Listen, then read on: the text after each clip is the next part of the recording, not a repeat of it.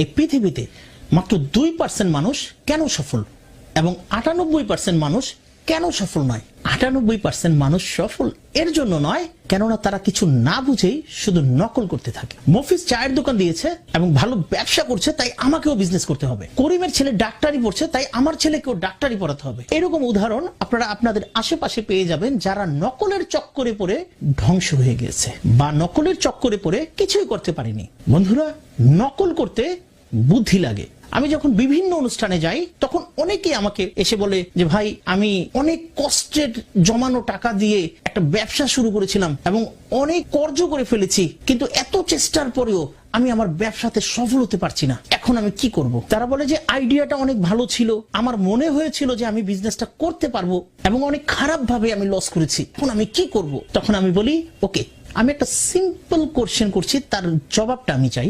আপনি বিজনেস কার থেকে